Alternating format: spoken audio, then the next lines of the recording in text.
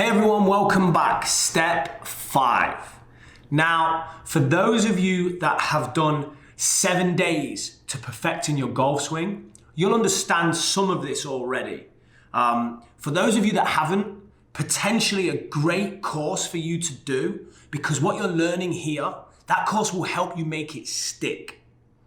Because what we're about to do, we're about to level up. We're about to look at the way we're starting to practice these skills and add some challenge. So, why do we do this? Well, if we want to take our best putting stroke, if we want to take all of these things that we're learning to the golf course, then we have to challenge. How we've been practicing these has been relatively straightforward, relatively simple, with not really that much stress. So now what we're gonna do, we're gonna add some stress. And today, we're gonna add the stress of what's called a constraint. So, you're gonna play a 9-hole putting challenge. Quite simply, take putts between 10 and 20 feet, play simply 9 holes around the putting green. But what you have to do before you hit your first putt, you go through the process that I've been teaching you. So you look from the low point. That's step 1. We should be getting this by now. You read from the low point and you then read with your feet. This equals more information into our brain and gives us a good chance of better speed. You then take what we learn on day 2, which was to control our tension and our breathing, because that's gonna help us relax. And again, if we're relaxed, there's less tension in our body. It's gonna make a more consistent stroke and better speed. And then day 3. On day 3, we learn quiet eye. And what does quiet eye do? Well, quiet eye leads us to be a little more target focused. That's going to help us, again, get better speed. If we let the target, if we react to the target, let the target drive our putting stroke, help us control speed. Speed, speed, speed, it's so important. Then, what did we do? Number 4, we talked about shrinking this target.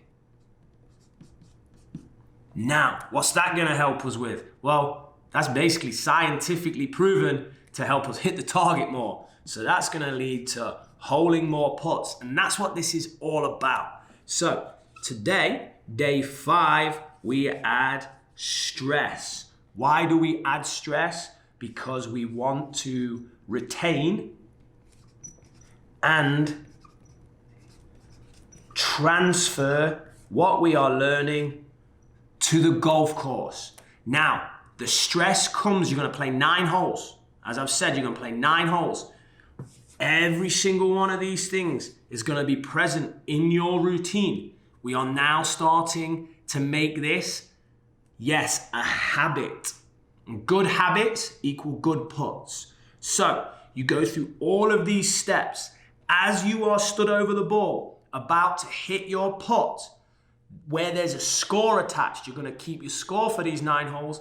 As you're about to hit your putt, you have to spin around. So you do a 360-degree spin, and then you are not allowed to look back at the hole. I know, crazy, but there's method to the madness.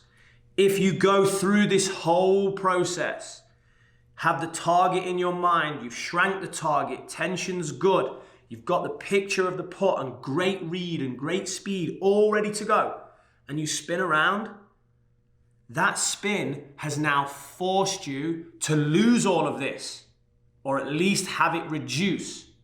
The picture in your mind, the tension in your body, your quiet eye, the shrunk target, it's no longer going to be as clear. So your brain has to work twice as hard to recapture that information. And that's what learning is. We have increased the challenge point.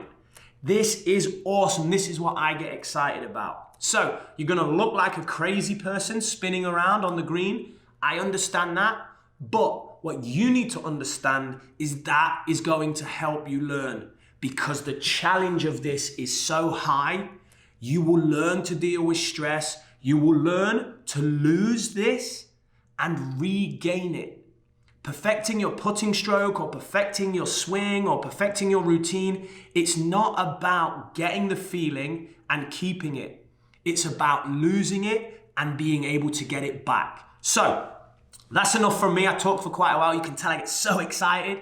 Let's go. Let's go to the putting green. 9-hole spin putting challenge. Let's do this. Okay, that was good. Now it's time to add a bit of pressure, because we're gonna attach an outcome. So now it does start to matter if the ball goes in the hole. And also, like I said, we're gonna attach a constraint that's gonna up the challenge point and make it real hard for us to stick to this process. We're gonna have to work our brains harder, which is awesome because that's where learning comes from. So here we go. This is hole number 1 for me in the 9-hole putting challenge. And I am going to start by following my process. So, have a look at the putt from behind, from the side. Get a bit closer so I can feel that slope.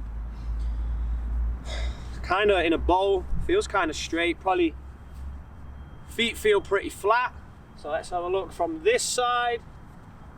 Definitely looks uphill. I can feel that it's uphill because the weight is going towards my toes. So I reckon it's pretty straight, pretty uphill. Come back.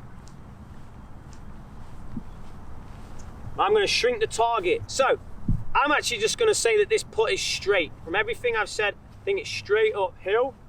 So I think that this is going to go middle of the hole. Now, let's blow out that tension. Loosen the jaw, get that level 2 grip pressure ready. Breathe. Okay, let's make some strokes with great physiology. Good grip pressure, good breathing. Oh, that felt so good. I love feeling the weight of the putter in my hands. One more breath. Quiet eye.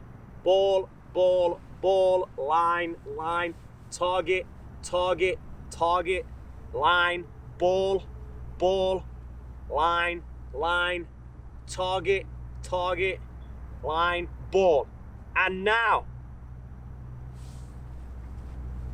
Okay, so I'm not allowed to look back up. I am not allowed to look back up at the target. I'm trying to recreate that picture in my mind, trying to find where that T-peg is in my memory. Working hard to remember all those pictures.